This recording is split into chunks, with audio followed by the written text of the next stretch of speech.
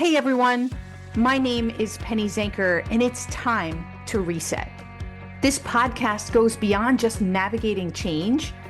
It's about new ways of thinking about how you can approach challenges, how you can shift your mindset when needed, create some space and grace for yourself so that you can rethink, recharge, and reprioritize when and where needed.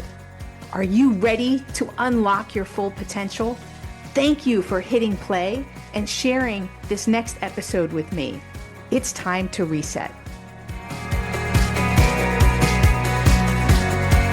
Hello, and welcome to Take Back Time. My name is Penny Zanker, and I'm your host. And one of the topics, obviously, Take Back Time is here to talk to you about working smarter. And it starts with us. It's our self-leadership and the way that we show up. So I'm really excited to have Bobby Harrington here with me today, because that's his special sauce, is your self-leadership. And he's recently written a book about it. He's the founder of the Rubicon Course of Action. That's an immersive leadership development company that's specializing in performance programs and immersive leadership development events. I absolutely love those types of events, so maybe we can talk about that. He's practiced leadership in sports and martial arts, in the military, private business, Fortune 100 oil and gas company, and he's taught leadership in 24 different countries with 13 different languages. Well, loody-doo. This guy is loaded. So without further ado, let's talk to Bobby. Hey, Bob. Hey, Penny. Thanks for having me. Grateful to be here. Absolutely. You've got quite a resume there. Well, I've been busy the last 34 years. I guess you have. So you've just recently written a book about self-leadership. Out of all the experience that you've had, right, and all the people that you've worked with and all the trainings that you've done, that was where you chose to focus. How come? Yeah, no, I surveyed the book landscape, so to say. And the first place I went to look was Amazon. I saw 60,000 titles on leadership. And that in and of itself is mind-boggling. I've been a student of leadership, for 34 years since I joined the Marine Corps. And what I've found, to effectively lead others, we have to lead ourselves first. So I'm writing a series of books, one on leading self, leading teams, and one on leading effectively through change.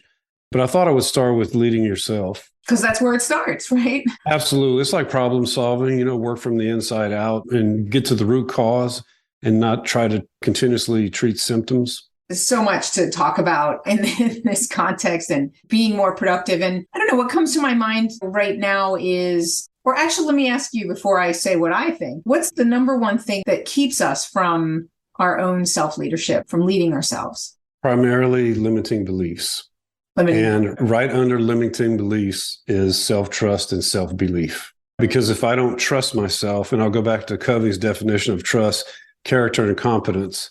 If I don't have good character and good confidence, then how can I believe in myself, right? If I don't believe in myself, then the limiting beliefs can creep in, if that makes sense. Absolutely. And then if you don't believe in yourself, how are others going to believe in you, right? Because 100%. You can see right through it. And I've had people argue that, well, no, self-belief comes first. And I said, well, what do you believe in? Well, I believe in myself. I said, I understand that. And then I still can't get it. That's okay. Let's test. Give me a civic leader or a political leader or religious leader that you admire. So they name a person. And I said, okay, why do you believe in this person? Well, they treat people with compassion and they did this great thing. I said, okay, you just described trust, right? You described their character and you described some skill or competence that they had. So I'll double down and believe that self-trust precedes self-belief. That's an interesting way of looking at it, right? What's the difference? Because isn't self-belief, doesn't that lead to self-trust? You know what I mean? Is that it's because of a limiting belief that you don't have trust in yourself. Exactly. Yeah, I know where you're going with that. I would go back to character and values.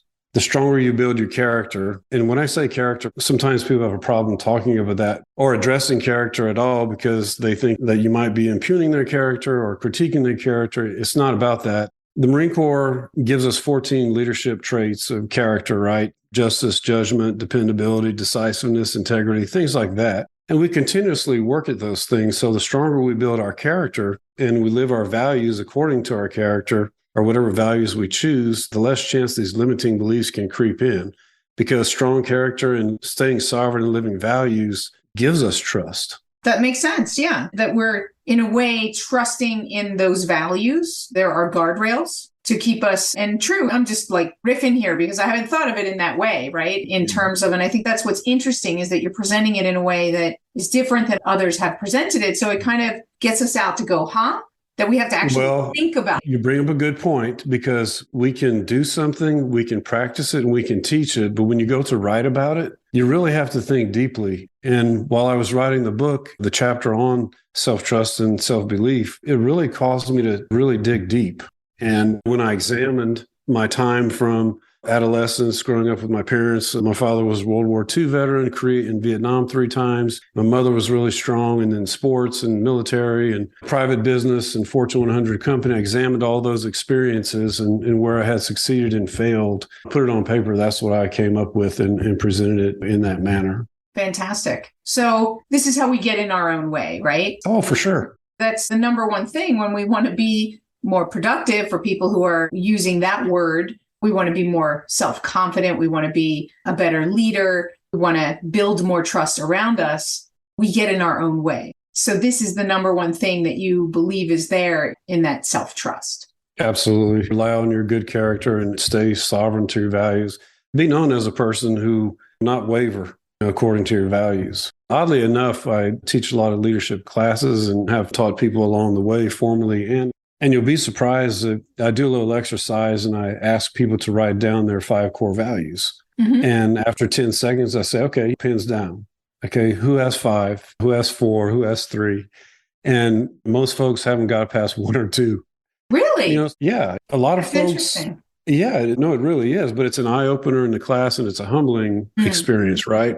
Mm-hmm. And people, the light kind of goes off that, okay, what are my values? Mm-hmm. And then I go on to explain to people that our values change throughout our leadership journey and throughout life. Maybe when we're young, ambition might be a value, hard work's a value. And some stay no matter what. For me, family, self-belief, and hard work have always stayed consistent. Now that I'm retired, or preceding retirement, financial planning and stability was a value. And so they're going to change according to time. But if you're known for someone who doesn't waver from your values, that's going to make you a better leader in the eyes of others because you're going to be reliable and dependable. Absolutely. I think one of the challenges, here's what I would have assumed, maybe it's in the people that I interact with, is that people know their values, the people that I know or myself, for instance. But there is often a gap between what you write down as your top 5 values and operationally how you're living, right? I think that's one of the keys that is also there. So it's 1, identifying what those values are. And then 2 is how do you stay true to those values? And how do you define what those values mean? What do you do, or how do you help people to bridge that gap? There's always going to be things that compete with our values, right? Expectations from parents, expectations from spouses, expectations from society, dare I say, social media, where everything's absolutely perfect. And so folks just have to resist that temptation. And this is the reality. Staying true to your values and character comes with a cost. It comes with a cost. You're going to lose business opportunities. Sometimes, yeah, you're going to lose maybe friends, and your circle is probably going to get smaller. But that's okay. You should be hanging around people where you have to play up, people that improve you. The idea is not to go the other way, where you're the strongest mind in the room. If I'm the strongest mind in the room, I'll go find another room. Right. I've heard that before, and I'm a big proponent of that as well, is find those people who lift you up, who teach you, who you can really spar with, who challenge you. But, it's interesting. So you said you're going to lose. I kind of feel like if you're true to your values, then you're going to gain. You're going to let go. I would sooner say than lose. You're going to let go of things and people that don't belong in your life, right? Or that I agree. That aren't. You're going to add by subtracting. Yeah. I like that term, add by subtracting. I'm going to write that down. Everybody write that down. Add by subtracting. I like it. Put it in your book. It's in the book. Oh, it is in the book. Awesome. So that is true, because I think we live happier when we live by our values. We live happier. We have more meaning in our lives. And I do believe that makes us more productive. It means that we focus on more of the things that matter most and are able to be more flexible and adaptable because we know what matters most. There was an interesting exercise done in industry across many industries, financial, oil and gas, construction, what have you. And that study revealed that only 10% of senior leaders adhere to the company's values and their own values. So circling back to your point, how do you get people to live their values? It's difficult because there's always competing priorities. There's always peer pressure and stuff like that. And, the idea really is not to be perfect, but to stay as close to your values as possible because life is perfect. And there's actually a chapter in the book, chapter 10 on perfect. I know that I'm perfect, maybe not everybody else. No, I'm just kidding. We do struggle with this, trying to please everyone and I don't know why we chase perfect, but it seems to be that a lot of people do. And that's probably from our insecurities, right? It comes back to not trusting ourselves in that aspect, right? Is knowing when to tap out and say, I'm done, this is enough. To be in a burnout culture the way that we are, right, is because we don't tap out. So we're all going to come and read that chapter on perfection. No, it's a good read, not just because I wrote it. It's simple, straightforward. And at the end of each chapter, there's tools that people can use right away. There's no high-minded theories or anything like that. Awesome. Everything's usable. Personally burned out 3 times in 34 years. So I know what that feels like. And sometimes thinking back, it's a balance between perceiving it as burnout or maybe you just reached a plateau and you need a break. But there are physical and mental signs of burnout as well. Yeah, interesting. Well, I wanted to come back to, and maybe we'll touch on burnout a little bit there, but about living our values and the challenges that we have in doing that. So I'm working on a new book at the moment as well, and it's around making more reset moments. And so reset moments would be those moments that we pay attention, right? We're paying attention to sort of those signals of when do we feel like that we're struggling with a competing priority or that we want to behave a certain way because that's the way our value wants us, but maybe we're in an environment where it makes it difficult. Those signals come up for us. And those are reset moments that we allow ourselves to be conscious, very conscious of the choice we're making, not just kind of be in autopilot and just do the first thing that comes up or the easiest thing, but to really consciously choose in that moment how we want to show up, if we need to pay attention to a reaction from someone else. And maybe that's also the moment where we slow down, we tap out or whatever. I'm interested in, what do you think of that concept, reset moments? What does it mean to you when you hear that? What I'm hearing is the space between decision and action. And I think the thing for me, in my life, what I've learned and what I coach people on is between deciding and acting, there's a space. And that's where your character and your values, and most importantly, your courage lies. And unfortunately, some folks aren't taught courage or taught leadership at all. Leadership is a skill that has to be taught. There are some people who are predisposed with charisma and collaborative sort of personality and they have a lot of drive, and that's fine. And those folks get along in life, they're clever and what have you. But large organizations, and that's what I've been in, the Marine Corps, Chevron, company, oil and gas. You have to have some sort of framework you're working in when you're leading yourself and others. And courage is definitely part of that formula or framework for me. And I wish we would teach more people moral courage and physical courage. Well, what does that look like? When you say teach people, what's an example? How would we teach people that? Oh, sure. So anecdotally, when you're stuck in a place where you're hit by peer pressure, is to make the decision that I'm not going to bow to peer pressure. And I'm willing to suffer or endure whatever comes my way. And I don't think a lot of people are taught that. I think a lot of people are taught that go along, get along is the right answer. I don't think that I know that because that's what I've sort of witnessed along the way in 34 years across sports, military, martial art, small business, Fortune 100. A lot of folks are in the go along, get along type of sphere. And that's okay. I'm not a judge, but sure, if you want to live your values, and you have to have some sort of courage. Yeah, absolutely. And maybe thought of it like that in terms of courage, but maybe when I reflect back what I just heard you say about the reset moment, that it gives you the courage and the framework to step into your character and into that courage so that you can do what you feel is right. Definitely resetting is powerful, and detachment, I kind of put those probably in the same light, whenever a situation gets heavy, just try to detach yourself from it, so kind of quell some perspective. Yeah. Otherwise it's emotional hijacking that then comes in and stops us from really seeing the reality of the situation. And then we don't make good decisions when we're in that place. Yeah. Emotional regulation is one of the big ones I see in business and in work. Some folks are really spirited and their emotions, instead of operating with emotion, they operate emotionally. Yeah, for sure. That's an important distinction. One is leadership and the other is, I don't know what you call it, out of control. Great stuff. One of the questions that I do ask everybody that's on the show, and, just curious, what's your definition of productivity and why? Yeah. So my definition of productivity would be using a set of resources very effectively and efficiently to get the intended outcome and doing it in the right way. Very clear and concise. So is there anything that I didn't ask you yet that you feel would be important to share with the listeners about how to take what we've talked about and put it into the sense so that they can use it and work smarter in the way that they're going about their life? Yeah, everyone wants to work better, love stronger, have more trust in themselves, more belief, overall live a better life. And the way to do that is it starts with self.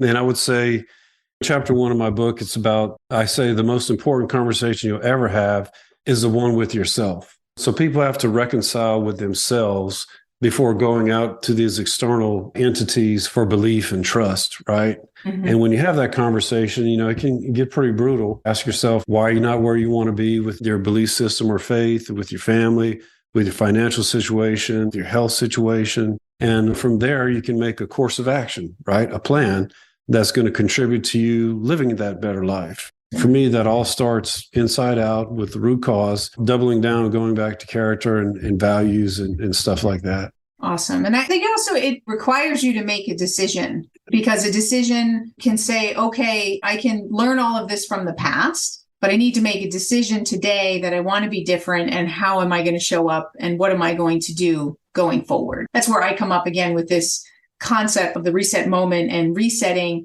is that take all that experience that we've gained and let's not beat ourselves up over it. Let's learn from it. And then let's begin again from a new place and a new direction. Absolutely. And I want people to know that you don't have to be the same person tomorrow that you were today, right?